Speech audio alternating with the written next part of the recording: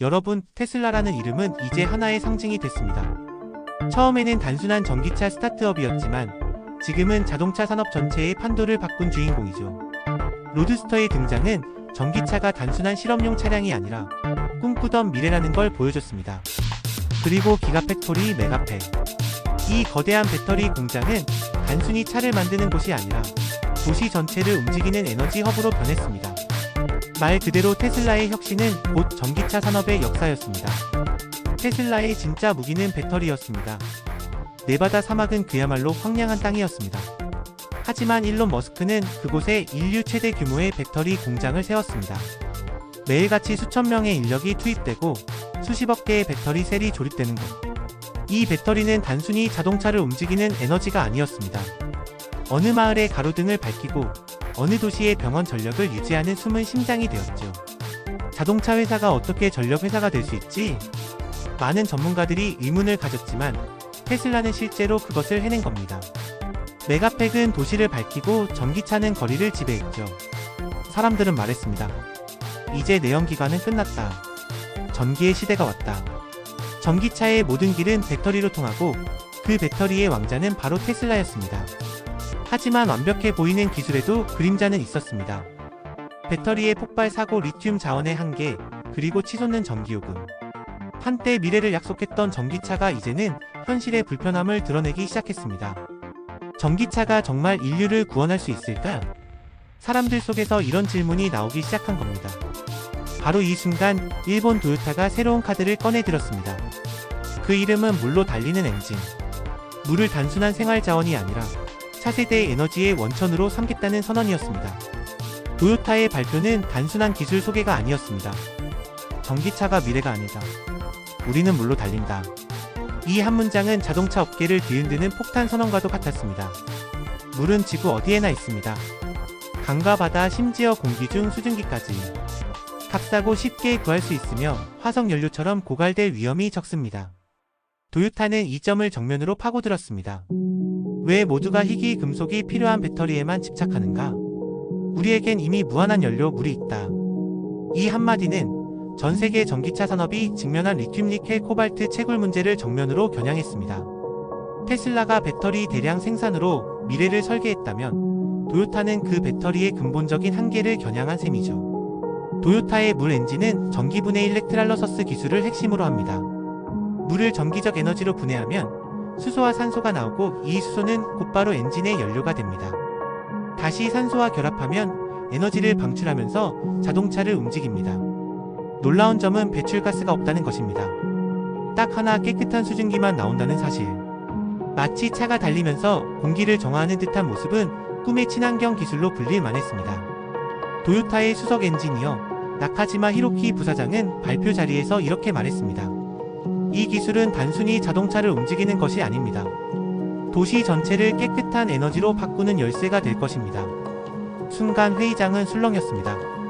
많은 기자들이 테슬라 이후 새로운 챔피언이 등장한 것 아니냐는 제목을 달아 기사화했습니다.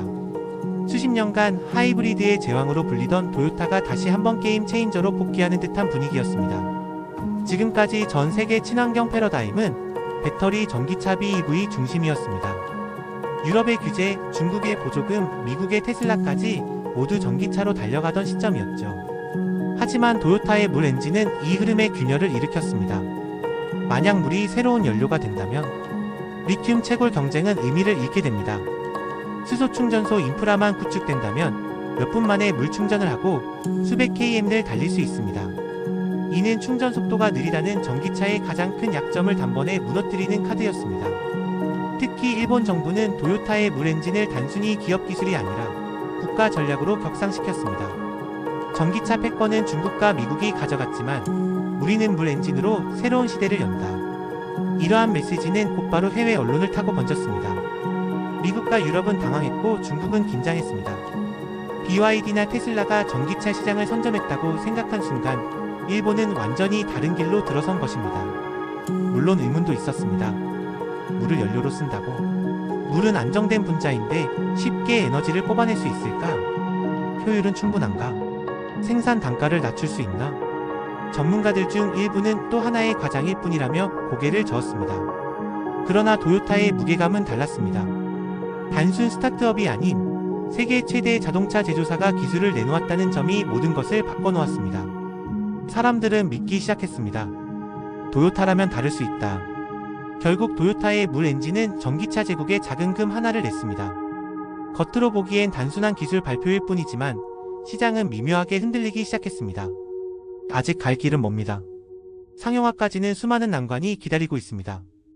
효율성, 안전성, 인프라, 무엇보다 대량 생산 단가의 문제는 해결되지 않았습니다. 그럼에도 불구하고 사람들의 시선은 달라졌습니다. 왜일까요? 전기차 시대가 절대적인 진리로 여겨지던 순간 다른 길이 존재한다는 가능성 자체가 이미 충분히 강력한 반전이었기 때문입니다. 투자자들은 즉각 반응했습니다. 전기차 관련 주식이 흔들렸고 수소 및 대체 에너지 관련 종목이 급등했습니다. 단순한 가정만으로도 글로벌 자본의 흐름은 요동쳤습니다. 소비자들 또한 귀를 기울였습니다. 긴 충전 시간, 배터리 화재 논란, 고가의 배터리 교체 비용 등 전기차의 그림자에 지쳐있던 이들에게 물만 있으면 달린다는 말은 마치 오아시스 같은 희망으로 다가왔습니다. 테슬라가 주도해온 전기차 제국은 단단해 보였습니다. 하지만 그 안에도 작은 불안 요소들이 숨어 있었습니다. 리튬 자원 고갈, 가격 불안정, 충전 인프라 부족, 배터리 재활용 문제까지. 도요타의 물엔진 발표는 이 불안 요소를 정면으로 찌르는 칼날이 되었습니다. 작은 금이지만 균열은 점점 더 벌어질 수 있습니다. 세상은 묻기 시작했습니다. 과연 전기차의 종말이 시작되는가? 테슬라가 만든 미래를 일본 도요타가 다시 쓰게 될까? 이 질문은 단순한 호기심이 아닙니다. 기술 패권 전쟁의 무게가 담긴 진지한 의문입니다.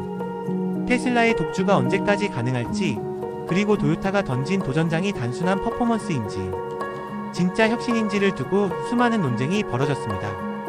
결국 중요한 것은 도요타가 물엔진을 통해 전기차 시대의 절대성을 흔들었다는 사실입니다. 아직 실현되지 않은 기술이라 해도 이 작은 균열 하나가 새로운 경쟁의 불씨가 될 수 있습니다. 세상은 지금 거대한 반전 드라마의 서막을 지켜보고 있습니다. 그리고 이 드라마는 앞으로 수년간 자동차 산업의 방향을 결정지을 최대의 화두가 될 것입니다. 하지만 기술에는 언제나 벽이 있습니다. 물을 분해해 수소를 뽑아내려면 막대한 전력이 필요합니다. 그 과정에서 발생하는 에너지 손실, 낮은 효율성, 그리고 여전히 완전히 해결되지 않은 안전성 문제.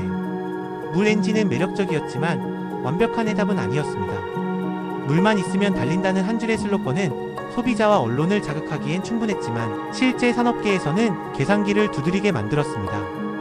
도요타의 도전은 전기차 제국에 금을 내는데 성공했지만 그 균열이 곧 무너짐으로 이어질지는 아무도 장담할 수 없었던 겁니다. 특히 테슬라가 수년간 쌓아온 배터리 기술력과 글로벌 충전 인프라 네트워크는 하루아침에 흔들리지 않았습니다. 물 엔진이 단순히 연구실의 실험이 아니라 도로 위에서 대중화된 기술로 자리 잡으려면 아직도 갈 길이 멀었습니다. 결국 오늘 도로 위를 지배하는 이름은 여전히 테슬라입니다. 도요타의 선언이 화려한 불꽃놀이 같았다면 테슬라는 매일매일 안정적으로 도시를 밝히는 가로등과도 같았습니다. 기가팩토리에서 끊임없이 쏟아져 나오는 배터리, 도로 위에서 흔히 볼 수 있는 모델 3와 모델 Y, 그리고 일론 머스크가 내세우는 장대한 비전. 도요타가 새로운 서막을 열었지만 현재의 승자는 변하지 않았습니다. 투자자들이 다시 돌아온 곳, 소비자들이 여전히 선택하는 브랜드, 그리고 전기차 산업의 아이콘은 바로 테슬라였습니다. 물 엔진이 미래의 가능성을 보여줬다면 테슬라는 현재를 지배하는 현실이었습니다. 그리고 이 두 가지 흐름이 맞부딪히며 자동차 산업은 이제 더 흥미로운 경쟁의 장으로 들어서고 있습니다. 여러분은 어떻게 생각하시나요? 미래의 주인공은 정말 물일까요? 아니면 여전히 전기일까요? 혹은 우리가 아직 상상하지 못한 제3의 에너지가 기다리고 있을까요? 댓글로 여러분의 생각을 남겨주세요. 테슬라의 전기차 시대가 계속될 것이다. 도요타의 물 엔진이 판도를 뒤집을 것이다. 어떤 의견이든 이 대화는 앞으로의 방향을 예측하는 데 큰 단서가 될 수 있습니다. 다음 편에서는 전고체 배터리라는 새로운 기술이 이 전쟁의 균형을 어떻게 흔들지 다뤄보겠습니다. 배터리 교체형 모델, 수소 하이브리드, 그리고 각국 정부의 규제와 보조금 정책까지. 전쟁의 무대는 이제 더 복잡해지고 있습니다. 구독과 좋아요는 저희가 더 깊은 이야기를 만들어가는 힘이 됩니다. 놓치지 않으려면 알림 설정도 잊지 마세요.